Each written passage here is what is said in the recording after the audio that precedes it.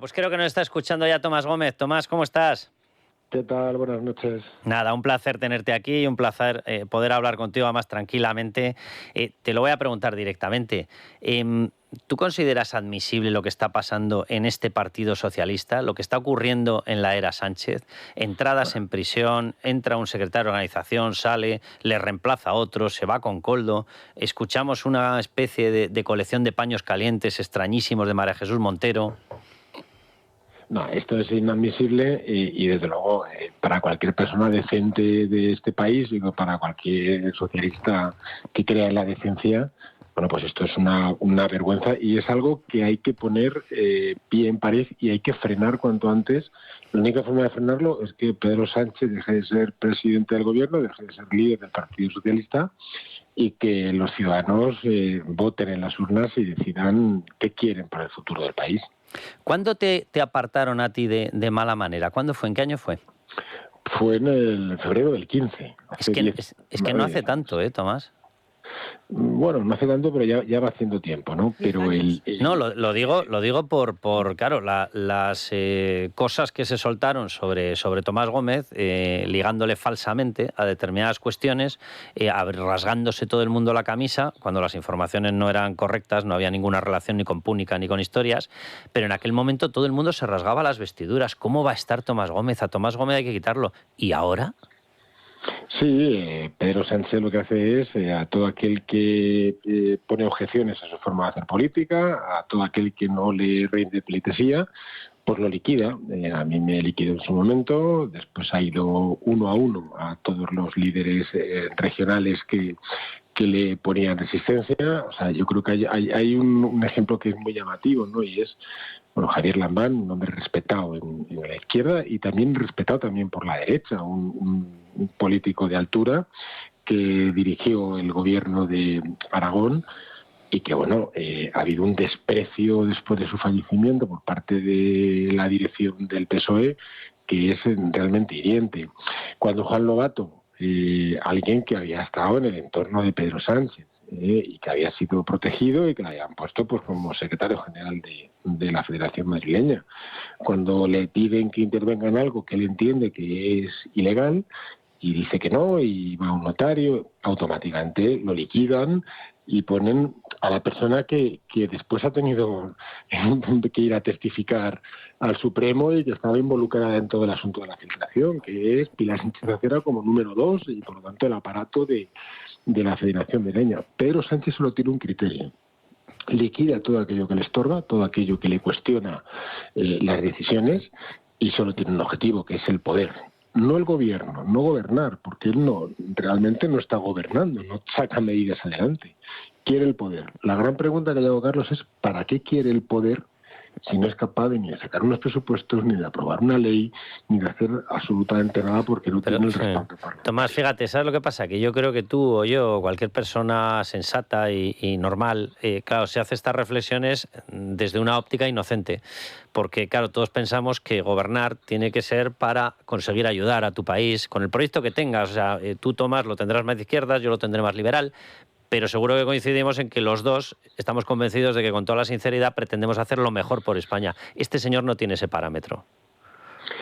Es que Pedro Sánchez es alguien que no tiene moral, lo conozco bien, o sea, y además no hablo desde ningún tipo de rencor personal. Me dicen, ya está el resentido del Tomás Gómez, no, para nada. O sea, yo tengo mi vida profesional, estoy muy feliz dirigiendo un grado en la universidad, para nada.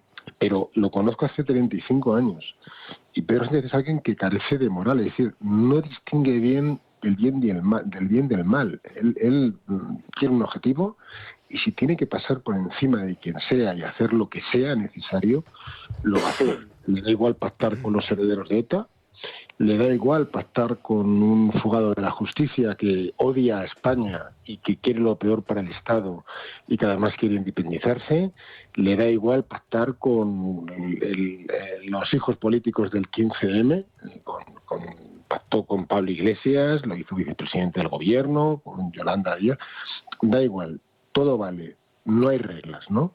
Claro, eso es alguien amoral. Claro, vemos la actitud de su esposa, los tribunales dirán si ha habido delitos, pero lo que ha habido, eso es evidente, es una falta de ética, una falta de moral y un uso indebido de la influencia de poder que le ha otorgado la Moncloa, Totalmente, ¿no? Tomás. Oye, con el conocimiento que tú tienes del partido, que fue muchísimo, tú fuiste el responsable máximo de nada más y nada menos que el Partido Socialista en la Comunidad de Madrid. Con el conocimiento que tú tienes del partido, ¿crees posible, voy a hacer una pregunta inocente, ¿crees posible que Pedro Sánchez no conociera los detalles de todo lo que estamos descubriendo ahora? Como te decía, Carlos, yo conozco a Pedro Sánchez hace más de 35 años. Y Pedro Sánchez es un tipo de liderazgo de los que entran en el detalle. Igual que, por ejemplo, el liderazgo de Felipe González era de delegar, o incluso el liderazgo de Zapatero, ¿no? Era más intervencionista en las cosas que Felipe González, pero también era de delegar. Pedro Sánchez no está hasta el último detalle. Interviene hasta la última cuestión, tanto interna de partido como de gobierno. A mí me resulta imposible creer que Pedro Sánchez no conocía o no intuía, no estaba al tanto. Además hay datos objetivos. Cuando Pedro Sánchez cesa a Ábalos como ministro, no dio ninguna explicación. ¿Qué información es la que tenía en ese momento Pedro Sánchez? Pero es que cuando Pedro Sánchez impone tiempo después a Ábalos como número 2 de la Comunidad Valenciana, que por cierto Diana Morán se lo tragó aquello, ¿no? Y todas las posiciones tan feministas y tal, parece ser que ya se conocían algunas de las cosas que practicaba Ábalos. No hubo ningún reparo en ponerle como número 2. La pregunta es, ¿por qué le impone como número 2? Cuando le había quitado el poder orgánico en el PSOE y había algo que Ábalos tuviese y que Pedro Sánchez necesitase mantener en silencio. Pero, señor Gómez, esto lo llevamos diciendo aquí mucho tiempo, que lo diga usted, desde luego tiene mucho valor, pero claro, usted decía antes, lo que hay que hacer es echar a Pedro Sánchez, pero la pregunta que yo le hago es, ¿hay alternativa en el Partido Socialista? Y no me refiero solo a si hay cantera, sino ¿hay alguien dispuesto a dar un paso al frente para plantar cara a Pedro Sánchez y construir de verdad una alternativa? Desde luego personas hay en el PSOE, otra cosa es que haya agua en la piscina. Es decir, el PSOE de hoy no tiene nada que ver con el PSOE del año 14. El PSOE de hoy se ha podemizado. Muchos de aquellas personas que estaban en otros entornos, como los círculos de Podemos y tal, hoy son militantes del Partido Socialista. Pedro Sánchez ha ido echando, ha ido apartando y otros han ido yendo de lo que era el PSOE clásico, el PSOE de toda la vida, y hoy la organización es una organización que responde a otros principios, que responde a otra forma de hacer política, y por lo tanto hay líderes, por supuesto que hay liderazgos y hay gente que además no ha estado en responsabilidades, o las que ha tenido no han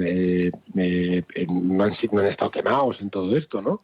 Es decir, que no somos los viejos que ya... Pero para presentar una candidatura, me refiero. Sí. Hacer algo de verdad, o sea, dispuesto a decir, yo mañana me presento mi candidatura y le planto cara. Bien, yo creo que no hay agua en la piscina. Es decir, yo creo que el PSOE es una opción controlada por Pedro Sánchez. Si usted me pregunta, ¿hay personas que podrían hacerlo? Pues sí, y hay además más de una decena de personas que podrían hacerlo. Pero fíjese que alguien con poder como Emiliano García Paje, pues está con una espada al cuello siempre, esperando desde Moncloa que tenga la mínima patinazo para liquidarlo y echarlo de la organización. Pedro Sánchez no quiere que haya presidentes autonómicos porque sabría más Emiliano García Paje. Es el único que tiene mayoría absoluta y por lo tanto está validado y legitimado para decir lo que piensa. Fíjese quiénes son los candidatos en las comunidades. Los que te reciben la nómina por nombramiento de Pedro Sánchez, Óscar López en Madrid, Diana Morán en Valencia, María Jesús Montero en Andalucía, Pilar Alegría en Aragón. Situación esquizofrénica. Oiga, ¿cómo puede ser usted ministro de España y por lo tanto responsable de negociar institucionalmente con una comunidad y al mismo tiempo ser la oposición en esa comunidad? Pedro Sánchez no quiere que haya gobiernos autonómicos, quiere que la organización dependa de él en su nómina y por lo tanto el clientelismo es lo que ha favorecido. En ese sentido, aunque haya personas, y en la cabeza tenemos todos nombres de quienes podrían enfrentarse a Pedro Sánchez, y probablemente los ciudadanos aplaudirían. Otra cosa es que haya agua o no dentro de la organización, que yo creo que no, porque esto lo ha transformado Pedro Sánchez de su imagen y semejanza. Tomás, vamos a dejarlo aquí, si te parece. Si te animas un día, vente por el estudio. Venga, muchas gracias, Carlos. Nada, un placer, Tomás. Un abrazo.